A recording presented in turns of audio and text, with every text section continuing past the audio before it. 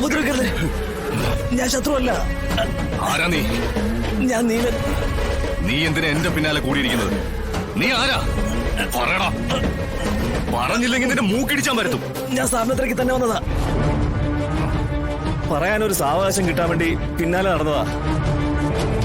Sir തിരക്കുന്ന സാറിന്റെ ഭാര്യ ഞങ്ങളുടെ കൂടെ ഉണ്ട്. എന്റെ ഭാര്യയോ? ആ, സാറിന്റെ ഭാര്യ തന്നെ.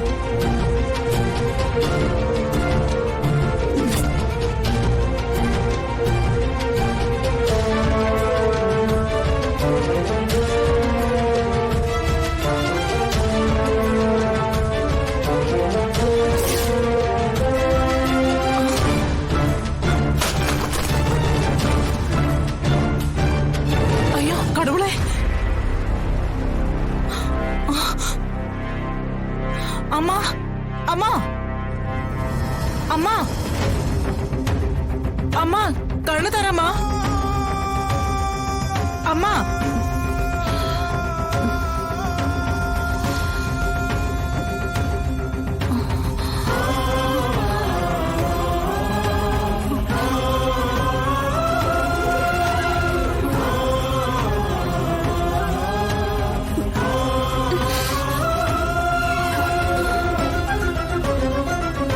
என்னாச்சு?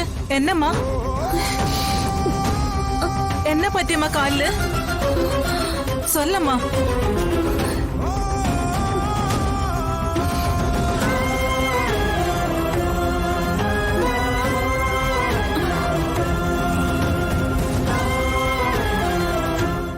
അല്ല, എന്താ മഹേട്ടാ? എന്താ കാര്യം പറ. നിന്നോട് പറയേണ്ട കാര്യമാണെന്നുണ്ടെങ്കിൽ ഞാൻ നിന്നോട് പറയും. അല്ലെങ്കിൽ പിന്നെ അവളെ വിളിക്കാൻ പറയേണ്ട കാര്യമില്ലല്ലോ. ആ വന്നല്ലോ, ഇങ്ങോട്ട് മാറിക്കടി. മോൾക്ക് സന്തോഷം തരുന്ന ഒരു വാർത്തയും കൊണ്ടാ അച്ഛൻ വന്നിരിക്കുന്നത്. അരങ്ങത്ത് കുടുംബക്കാര് കല്യാണം ഒഴിഞ്ഞു. വല്ലവന്റെയും കൂടെ ആടിപ്പാടി നടക്കുന്ന പെണ്ണിനെ അവരുടെ കുടുംബത്തിലേക്ക് വേണ്ടാന്ന്. എടിയ അതെ, ഇത്രയും നേരം അവരുടെ മുന്നിൽ അവര് പറയുന്നതെല്ലാം കേട്ട് തലയും താഴ്ത്തി അഭിമാനവും അടിയറവും വെച്ച് മറുത്തൊന്നും പറയാനാവാതെ ചത്തതിനൊക്കുമേ ജീവിച്ചിരിക്കലും എന്ന അവസ്ഥയിൽ വന്നിരിക്കുകയാടി ഞാൻ. ആര് കാരണം? ദേ എന്റെ ഈ മോള് കാരണം. മോക്ക് സന്തോഷമായി കാണുമല്ലോ.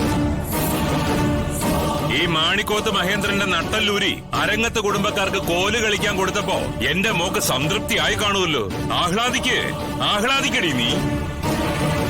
അച്ഛനെ തകർക്കാൻ നടക്കുന്ന മക്കൾ ഒരുക്കുന്ന കെണിയില് ഈ അച്ഛൻ കൃത്യമായിട്ട് പോയി ചാടുന്നുണ്ടല്ലോ. വേണ്ട, നീ പറയാൻ പോകുന്നത് എന്താണെന്ന് അറിഞ്ഞുകൊണ്ട് തന്നെ ഞാൻ ഒരു കാര്യം അങ്ങോട്ട് പറയാം. അരങ്ങത്ത് കുടുംബക്കാര് പോകുന്നെങ്കിൽ പോട്ടടി. എന്നെയും എന്റെ മോളെ മനസ്സിലാക്കാത്തവർക്ക് ഞാൻ എന്റെ മോളെ കൊടുക്കുന്നില്ല. അവർക്ക് പറ്റിയ പെണ്ണ് മാണിക്കോത്തില്ല എന്ന് കട്ടായം പറഞ്ഞിട്ട് തന്നെയാ ഞാൻ അവിടെ നിന്ന് ഇറങ്ങി പോന്നത്. അരങ്ങത്തുകാര് അങ്ങനെ അങ്ങ് അഹങ്കരിക്കാൻ പാടില്ലല്ലോ. അവര് മാത്രമല്ലല്ലോ കുടുംബക്കാരായിട്ടുള്ളത്. 2 ആഴ്ച അതിനുള്ളിൽ അവരെക്കാളും വലിയ കുടുംബക്കാരുമായിട്ട് എന്റെ മോളുടെ വിവാഹം ഞാൻ നടത്തുമെന്ന് വെല്ലുവിളി നടത്തിയിട്ട് പോന്നിരിക്കാ ഞാൻ. അച്ഛൻ ഇനി എനിക്ക് വേണ്ടി കല്യാണമൊന്നും ആലോചിക്കണ്ട. പ്രകാശനല്ലാതെ ഞാൻ ഈ ജന്മത്തെ മറ്റൊരാളെ വിവാഹം കഴിക്കുന്ന അച്ഛൻ വിചാരിക്കണ്ട. അത് നീയല്ലല്ലോ തീരുമാനിക്കുന്നത്, അച്ഛനായ ഞാനല്ലടി. ഞാനൊരു കാര്യം തീരുമാനിച്ചിട്ടുണ്ടെങ്കിൽ അത് ഞാൻ നടത്തിയിരിക്കും. മഹേട്ടാ, അവളുടെ ഇഷ്ടം അതാണെങ്കിൽ അത് നടക്കട്ടെ. ചിലപ്പോ അവളുടെ പ്രാർത്ഥന കൊണ്ടായിരിക്കും ആ അരങ്ങത്തുകാരുടെ ആലോചന മുടങ്ങിപ്പോയത്. മുടങ്ങിപ്പോയതല്ലോ, ഞാൻ വേണ്ടാന്ന് വെച്ചതല്ലേ. കുറച്ചുകൂടി പണം എറിഞ്ഞിരുന്നെങ്കിൽ അവർക്ക് അവളുടെ പ്രേമകഥയൊന്നും ഒരു വിഷയമേ അല്ലായിരുന്നു. പക്ഷേ എനിക്കൊരു വാശി. അവരെക്കാളും വലിയ കുടുംബക്കാരെ കണ്ടുപിടിച്ച് എന്റെ മകളുടെ കല്യാണം നടത്തി കാണിക്കണമെന്ന്. അത് ഞാൻ നടത്തും. ആരെതിർത്താലും ഞാൻ നടത്തും. എന്റെ ഇഷ്ടങ്ങൾ മനസ്സിലാക്കാത്ത അച്ഛന്റെ വാശിക്ക് ഞാൻ എന്തിനാ മെലിയടാവുന്നേ?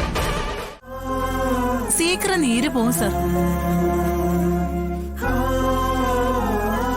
ദാ, ഇത് പിടിക്ക്. ഇത് കാലോട്ട് അങ്ങ് വെച്ചു കൊടുത്താ മതി. പിടി.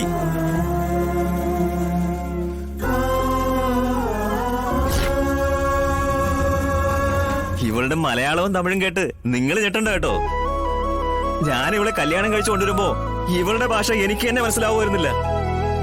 നല്ല കാട്ടുതേ വിൽക്കാൻ വന്നതാ. ഞാൻ മൊത്തത്തിൽ ഇങ്ങ് എടുത്തു.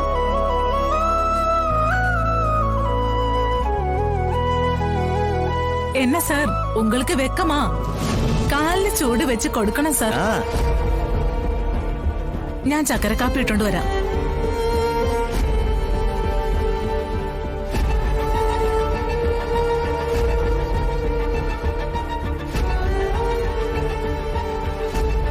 ഈ കാടിനൊരു സത്യമുണ്ട് സാറേ. ആ സത്യം മനസ്സിലാക്കി കാട്ടിലെ നിയമം തെറ്റിക്കാതെ വരുന്നവർക്ക് കാട്ടിലെ ദൈവങ്ങൾ സംരക്ഷണം കൊടുക്കും. അല്ലാത്തവരെ കാടിനകത്ത് പെടുത്തിക്കളയും. സാറേ, കിഴി പിടിച്ചു തുടങ്ങിക്കോ.